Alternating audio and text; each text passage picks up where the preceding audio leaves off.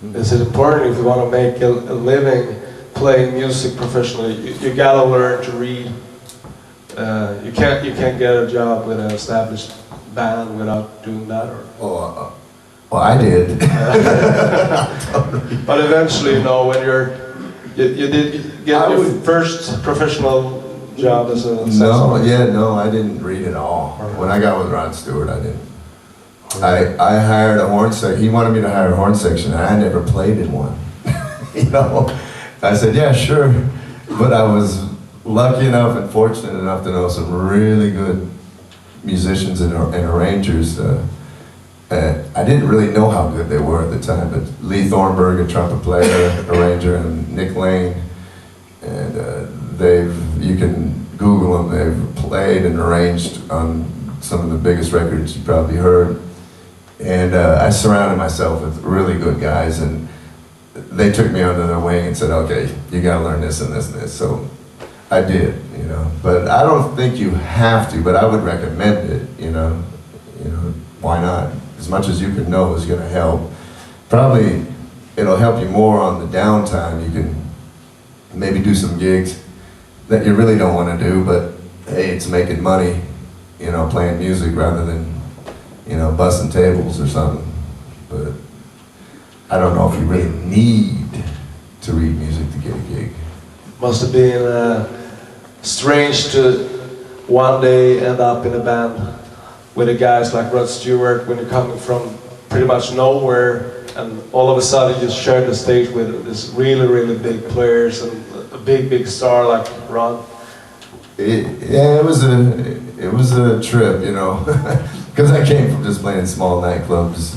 But when I moved to Los Angeles, and I was only there for like 6 months, and then Rod saw me playing in a small club and asked me up to his house to audition.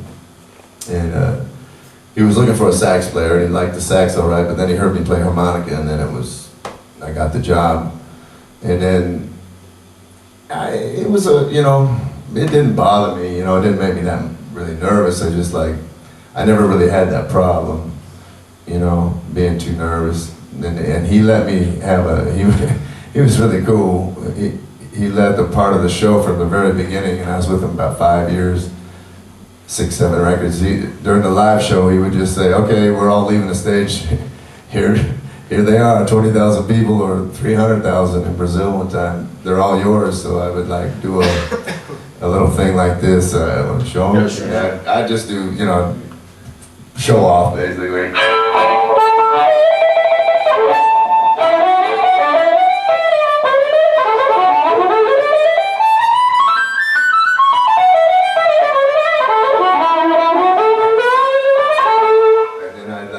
That, and you know, show, and then I'd start this, and imagine in Brazil 300,000 people, and they live for the samba, and they got rhythm down there, and I'd do this.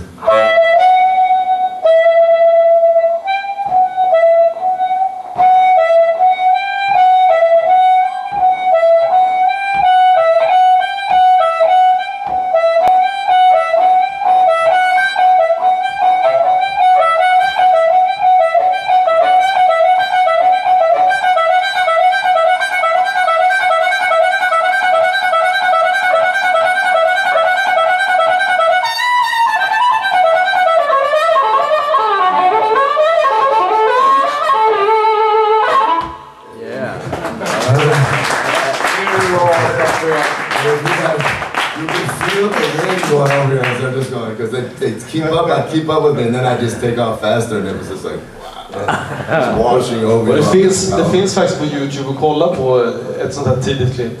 I just told him that there's a clip from a really early show together with Rod, like where you're doing that kind of stuff. Yeah, that was at the Forum. Yeah, so I was really lucky to run into that gig, and then plus he just featured me, you know. So it's a cool thing. And then you start the tour live. Yeah, we went.